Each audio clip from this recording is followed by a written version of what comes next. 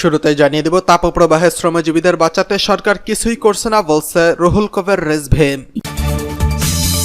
জানিয়ে দেব, রেলের ভাড়া বৃদ্ধির সিদ্ধান্ত মানুষের উপর নতুন অত্যাচার অভিযোগ বিপ্লবী ওয়ার্কার্স পার্টির।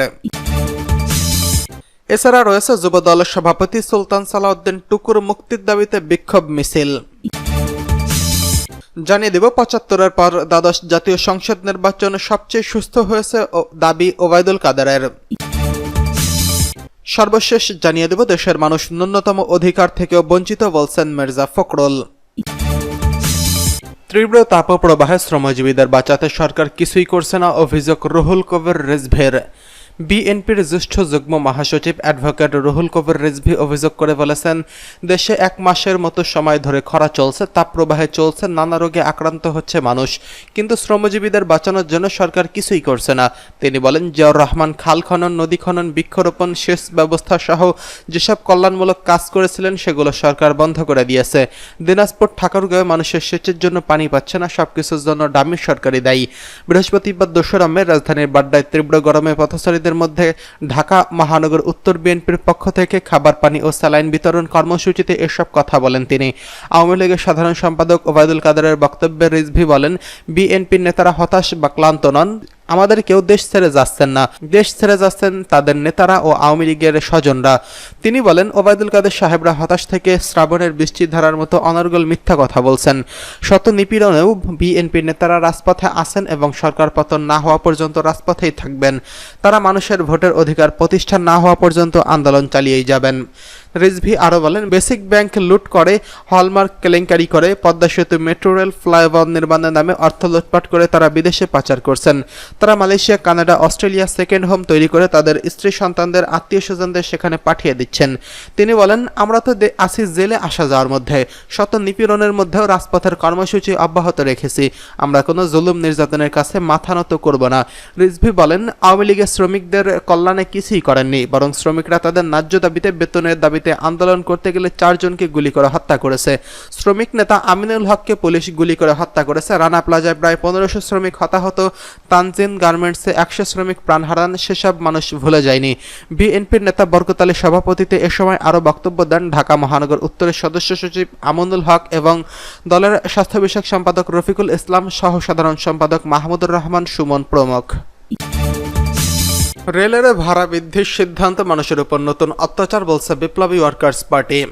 বিপ্লবী ওয়ার্কার্স পার্টির সাধারণ সম্পাদক সাইফুল হক বলেছেন, আগামী 4 মে থেকে রেলের ভাড়া বৃদ্ধির সিদ্ধান্ত হটকারী ও মানুষের উপর নতুন অত্যাচারের শামিল। এই পায়তারা কাটা ঘায়ে নুনের ছিটা দেওয়ার মতো।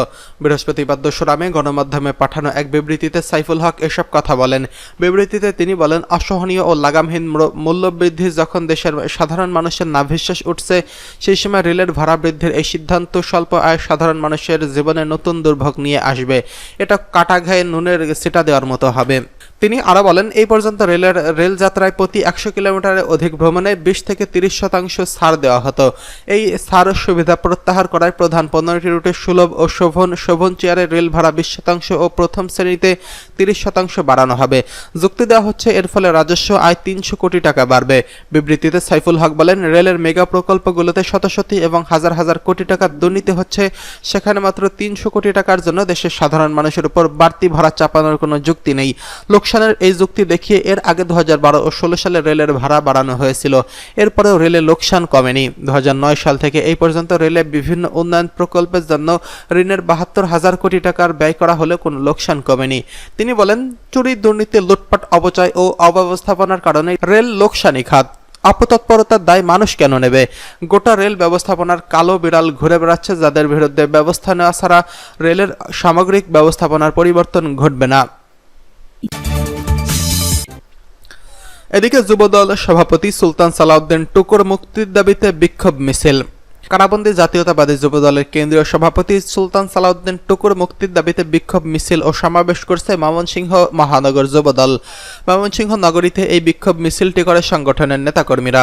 এর আগে বিক্ষোভ মিছিলটি নগরীর জেলা স্কুল মোড় থেকে শুরু হয়ে হরিকিশোর রায় রোডস্থ জেলা বিএনপির কার্যালয়ে এসে সংক্ষিপ্ত সমাবেশ করে। সমাবেশের নেতারা বলেন, মিথ্যা গায়েবী মামলায় ফরমায়েশি সাজা দিয়ে যুবদল সভাপতি টুকুকে কারাগারে বন্দী রাখা হয়েছে। অবিলম্বে এই যুবনেতার মুক্তি না দিলে রাজপথে ফ্যাসিস্ট সরকার সরকার কঠোর জবাব দেওয়া হবে। এতে বক্তব্য রাখেন কেন্দ্রীয় যুবদলের বিভাগীয় সহসভাপতি খন্দকার মাসুদুল হক মাসুদ, মহানগর যুবদলের সভাপতি মোজাম্মেল হক টুটু, সাধারণ সম্পাদক জুবায়ের হাসান শাকিল। এ সময় মহানগর যুবদলের বিভিন্ন পর্যায়ের নেতাকর্মীরা উপস্থিত ছিলেন। ৭৫-এর পরে দ্বাদশ জাতীয় সংসদ নির্বাচন সুস্থ হয়েছে দাবি ওবায়দুল কাদেরের। গত ৭ই জানুয়ারি অনুষ্ঠিত দ্বাদশ জাতীয় সংসদ নির্বাচন ১৯৭৫ সালের পর দেশে অনুষ্ঠিত সকল নির্বাচনের তুলনায় সুস্থ ও সুন্দর হয়েছে বলে উল্লেখ করেছেন আওয়ামী লীগের সাধারণ সম্পাদক ওবায়দুল কাদের। তিনি বলেন, জনগণের ভোটাধিকার নিশ্চিত করে নির্বাচনের মাধ্যমে আওয়ামী লীগ ক্ষমতায় এসেছে এবং জনগণের ম্যান্ডেট নিয়ে রাষ্ট্র পরিচালনা করছে। বৃহস্পতিবার ২রা মে এক বিবৃতিতে এসব কথা বলেন তিনি। এতে বিএনপির মহাসচিব মির্জা ফখরুল ইসলাম আলমগীরের বিব্রতিকর ও বিভ্রান্তিকর উস্কানিমূলক বক্তব্যের নিন্দা ও প্রতিবাদ জানান আওয়ামী লীগের সাধারণ সম্পাদক। ওবায়দুল কাদের বলেন, আওয়ামী লীগ ঐতিহাসিকভাবে এই দেশের গণতান্ত্রিক অধিকার সহ সব অধিকার প্রতিষ্ঠার নেতৃত্ব দিয়েছে এবং জনগণের মধ্যে থেকে উঠে আসা রাজনৈতিক শক্তি। তারই ধারাবাহিকতায় আওয়ামী লীগ সর্বদা জনগণের ভোটাধিকার সহ অন্যান্য সরকার অধিকার প্রতিষ্ঠায় কাজ করে যাচ্ছে। আওয়ামী লীগ সবসময় জনগণের ভোটে ক্ষমতায় এসেছে, কোনো মিলিটারি ডিরেক্টেড পকেট থেকে প্রতিষ্ঠিত রাজনৈতিক দল বা ক্ষমতার উচ্ছিষ্ট বিলিয়ে প্রতিষ্ঠিত রাজনৈতিক দলও নাই। বিএনপি সমালোচনা করে বিবৃতিতে আওয়ামী লীগের সাধারণ সম্পাদক বলেন, বিএনপি সবসময় ক্ষমতা কক্ষিগত করার জন্য জনগণের ভোটাধিকার হরণ করছে, যে কারণে তাদের মধ্যে নির্বাচন নিয়ে ভীতি রয়েছে। তারা নির্বাচনে অংশগ্রহণ করতে চায় না। একবার তারা তাদের ক্ষমতায় আসার পথ নির্বিঘ্ন করতে অর্ধ কোটি ভোটারকে তালিকা থেকে বাদ দিয়েছিল, আবার ১,২৩,০০,০০০ ভুয়া ভোটারের সৃষ্টি করেছিল। যারা জনগণের ভোটাধিকার হরণের জন্য বিভিন্ন অপকৌশল গ্রহণ করেছিল, তাদের মুখে গণতন্ত্র ও ভোটাধিকারের কথা মানায় না। বিএনপির রাজনীতির মূল উদ্দেশ্য হলো যে কোনো উপায় ক্ষমতা দখল করার অভিযোগ করে তিনি বলেন, তারা রাষ্ট্র ক্ষমতা দখল এবং অবৈধভাবে ব্যবহার করে দুর্নীতি লুটপাট তন্ত্রের মাধ্যমে বাংলাদেশকে অকার্যকর রাষ্ট্রে পরিণত করেছিল। বাংলাদেশ ললাটে ৫ বার দুর্নীতিতে চ্যাম্পিয়ন হওয়ার কলঙ্ক লেপন করেছিল। বিএনপি জামাত অপশক্তি যখন ক্ষমতায় ছিল তখন তাদের অপশাসন দুঃশাসনের ফলে দেশের জনগণকে দুঃসহ জীবনযাপন করতে হতো।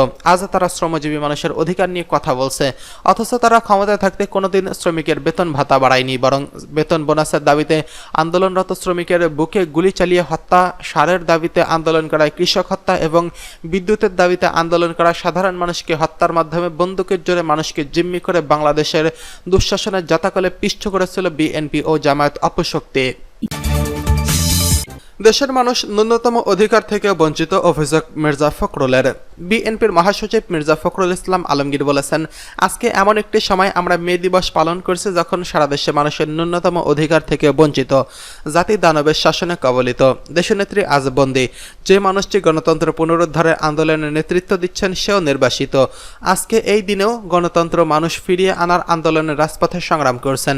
বিএনপির নয়াপল্টনের কার্যালয়ের সামনে মহান মে দিবসের জাতীয়তাবাদী শ্রমিক দল আয়োজিত শ্রমিক সমাবেশে প্রধান অতিথির বক্তব্যে যোগ দিয়ে তিনি এসব কথা বলেন। ফখরুল বলেন, দুঃখ হয় যখন প্রধানমন্ত্রী বলেন ডান বাম একসাথে হয় সরকারকে সরানোর চেষ্টা করছে, অতি ডান অতি বাম নয়। কি এমন ঘটেছে যে উৎখাত করতে চায়? আজকে সব মানুষ মনে করছে তাদের অধিকার লুট করা হয়েছে, কেড়ে নেওয়া হয়েছে তাদের বাক স্বাধীনতা। প্রধানমন্ত্রী বলেছেন, আমার অপরাধ কি? আপনাদের অপরাধ হলো আপনারা জনগণের ভোটাধিকার কেড়ে নিয়েছেন, ডামি নির্বাচনের মাধ্যমে দেশ পরিচালনা করছেন। আপনাদের অপরাধ হলো লুটপাট করে দেশের অর্থনৈতিক ফোকলা বানিয়ে দিয়েছেন।